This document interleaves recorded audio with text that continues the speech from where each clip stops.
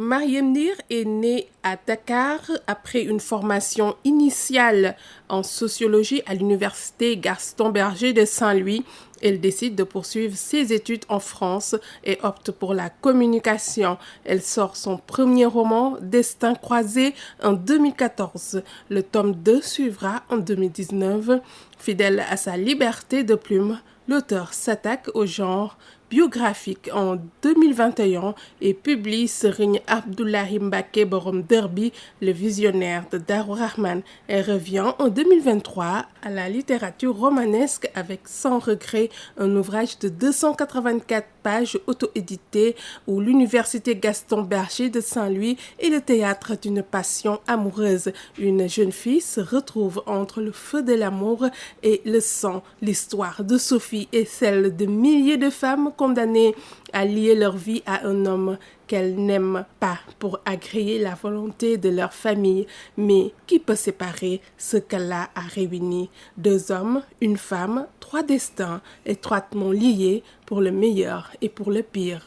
Justement, je vous propose d'écouter l'auteur. Au mariage forcé, d'accord, c'est vrai que c'est le thème central du livre, hein, le mariage forcé. Et justement, comme c'est un thème qui a été visité et revisité en littérature, donc c'était important pour moi de l'aborder d'une façon différente, d'une façon originale. Et c'est ce que j'ai essayé de faire. Hein. Voilà, du coup, les gens oublient même qu'il y a eu un mariage forcé, parce que le plus important, c'est ce qui s'en est suivi de ce mariage forcé. Parce qu'à la base, il y a Khassim et Sophie, deux étudiants de Sanar, oui, qui étaient fous amoureux l'un de l'autre, hein, et qui prévoyaient même de se marier et tout. Parce que par exemple, Sanar, c'est un campus où quand même vous côtoyez beaucoup, hein, vous côtoyez beaucoup. Oui, surtout à cette époque, parce que là, le Sanar dont je parle là, c'est le Sanar des premières années, hein, où il y avait très peu de monde. Donc eux, ils vivaient vraiment un amour pur, passionnel et tout. Mais à un moment, il y a la mère de Sophie qui a voulu obliger Sophie à épouser son cousin.